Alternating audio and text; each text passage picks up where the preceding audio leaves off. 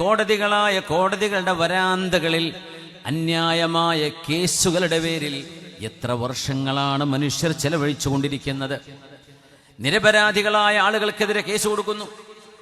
നിരപരാധികളായ ആളുകളെ ജയിലിലടക്കാൻ നിയമ സംവിധാനങ്ങൾ ഉപയോഗപ്പെടുത്തുന്നു, സ്വാധീനം ഉപയോഗപ്പെടുത്തുന്നു, സമ്പത്ത് എറിഞ്ഞുകൊടുത്തിട്ട് അന്യായമായും ചില ആളുകളുടെ സമയവും അവരുടെ സമ്പത്തും അവരുടെ ഇസ്സത്തും ഹനിക്കാൻ വേണ്ടി എത്രയെത്ര കേസുകളാണ് നമ്മുടെ കോടതികളുടെ ഫയലുകളിൽ കിടക്കുന്നത്.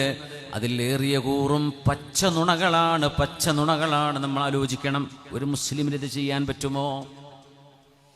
ഒരു മുസ്ലിം വിശ്വാസിക്ക് ഇത് ചെയ്യാൻ പറ്റുമോ? വിവാഹം വേർപിരിയുമ്പോൾ ഭാര്യയ്ക്കും ഭർത്താവിനും ഒരുമിച്ച് ജീവിക്കാൻ കഴിയാതെ വരുമ്പോൾ, അവിടെ ത്വലാഖ് സംഭവിക്കുമ്പോൾ, അത് അല്ലാഹു നിശ്ചയിച്ചൊരു വഴിയാണ്. ഒരുമിച്ച് രണ്ടുപേർക്കും പോകാൻ കഴിയില്ലെങ്കിൽ ഭർത്താവിൻ്റെയും ഭാര്യയുടെയും വീട്ടുകാർക്കിടയിൽ മസ്ലഹത്തിന്റെ ചർച്ചകൾ നടന്നിട്ട് പോലും പരിഹാരം കണ്ടെത്താൻ കഴിയാതെ വരുമ്പോൾ യുഫ്ഖില്ലാഹു ബൈനഹുമാ, മസ്ലഹത്ത് ഉദ്ദേശിക്കുകയാണെങ്കിൽ അല്ലാഹു അതിനെ തൗഫീഖ് ചെയ്യും. അതല്ലെങ്കിൽ ഫസർരിഹുന്ന സറാഹൻ ജമീലാ, അവർക്ക് വേർപിരിയേണ്ടി വരും.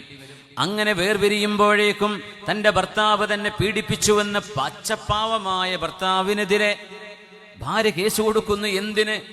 ഒന്നും ചെയ്യാതെ ആ പെണ്ണിനെ സഹിച്ചു കൊണ്ട് നടന്നിട്ട് പോലും ഒരു അപശബ്ദം പോലും, ഒരു ഒച്ച വെച്ച് സംസാരം പോലും ചെയ്യാത്ത ചില ചെറുപ്പക്കാർക്കെതിരെ പോലും അവരുടെ ഭാര്യമാർ കേസ് കൊടുക്കുന്നു. എന്ത് പീഡനം! ആരൊക്കെ പീഡനം! സ്വന്തം അമ്മായിമ്മ, ഒന്ന് എണീറ്റ് നടക്കാൻ പോലും പറ്റാത്ത അമ്മായിമ്മ, ബെഡിൽ കിടക്കുന്ന വല്യപ്പ, ഇവരെല്ലാം എന്നെ പീഡിപ്പിച്ചു, അതുകൊണ്ട് എനിക്ക് ഇത്ര നഷ്ടപരിഹാരം വേണം.